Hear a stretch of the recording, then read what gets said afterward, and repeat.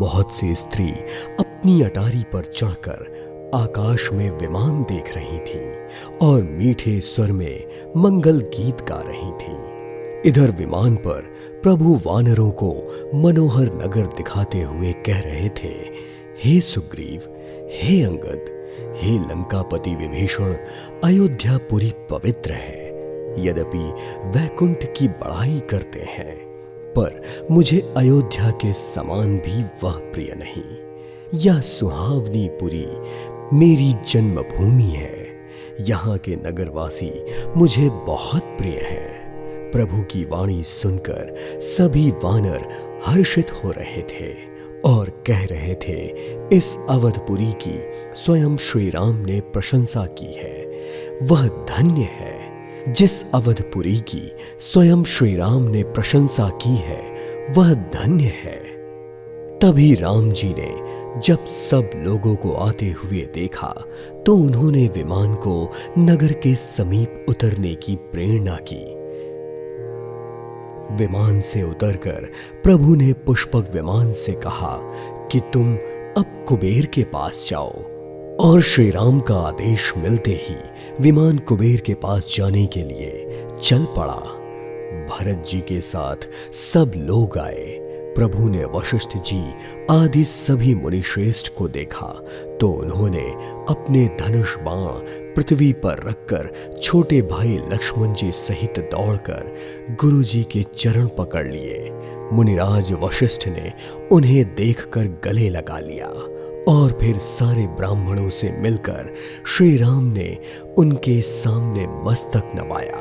फिर भरत जी ने प्रभु के चरण पकड़ लिए। तभी प्रभु ने उन्हें उठाकर अपने गले से लगा लिया और उन्होंने भरत जी से उनकी सकुशल पूछी, पर आनंद के वशीभूत होते हुए भरत जी के मुख से वचन ही नहीं निकल पा रहे थे। फिर स्वयं को संभालते हुए भरत जी बोले, हे कौशलाधीश, आपने इस दास को दुखी जानकर अपने दर्शन दिए, इसलिए अब सब कुशल है। और फिर प्रभु हर्षित होकर शत्रुघ्न के गले मिले। फिर लक्ष्मण जी और भरत जी दोनों भाई गले मिले। फिर लक्ष्मण जी शत्रुघ्न जी के गले मिले। फिर शत्रुघ्न जी सहित भरत जी ने सीता जी के चरणों में शीश नवाया। प्रभु को देखते ही सभी अयोध्यावासी हर्षित हो गए और सभी लोगों को प्रेमातुर देखकर प्रभु ने एक चमत्कार किया और श्री राम जी असंख्य रूप में प्रकट हो गए और एक साथ वह सबसे यथा योग्य मिले। इस प्रकार सबको सुखी करके श्री राम आगे बढ़े। राम से मिलने के लिए कौशल्या के साथ सभी माताएं दौड़ी। प्रभु ने सब माताओं से मिलकर उनसे प्रेम पूर्ण वचन कहे और सबने भगवान से मिलकर और उनके वचन सुनकर अगणित सुख और हर्ष प्राप्त किया। सुमित्रा जी अपने पुत्र लक्ष्मण जी की श्री राम जी की चरणों में प्रीति जानकर उनसे मिली। श्री राम से मिलते समय कैकेयी जी हृदय में बहुत सकुचाई हुई थी। फिर जानकी जी सब सासों से मिली और उनके चरणों से लगकर उन्हें बहुत हर्ष महसूस हुआ। सासुओं ने उन्हें ढेर सारे आशीर्वाद दिए। सभी माताएं श्री रघुनाथ जी का कमल सा मुखड़ा देख रही हैं और सोने की थाली से उनकी आरती उतार रही हैं और अनेकों प्रकार के न्यौछावर कर रही थीं। कौशल्या जी बार बार श्री राम को अपनी ममता भरी नजरों से निहार रही थी और सोच रही थी कि कैसे मेरे पुत्र राम ने लंकापति रावण को मारा होगा। मेरे तो ये दोनों बच्चे बहुत ही सुकुमार हैं।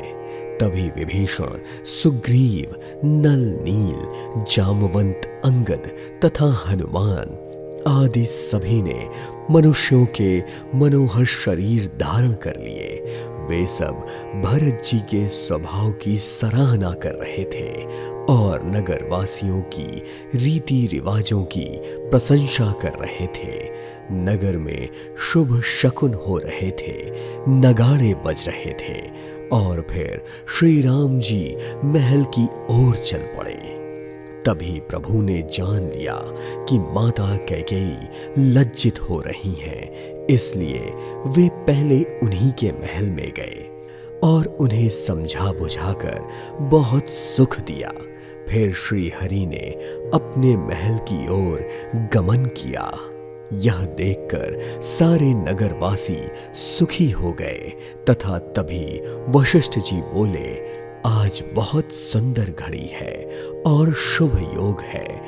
अब आप सब आज्ञा दीजिए जिससे श्री राम सिंहासन पर विराजमान हो जाएं। यह सुनते ही सभी ब्राह्मण कहने लगे, मुनिवर अब तनिक भी देर मत कीजिए, श्री राम जी का राज तिलक कीजिए। तो मुनि ने सुमंत जी से कहा और मुनि की मनसा सुनते ही सुमंत जी हर्षित होकर चल दिए और उन्होंने रथ हाथी घोड़े सजा दिए और यहाँ वहाँ सब दूतों को भेजकर सारी मांगलिक चीजें मंगवा ली गई।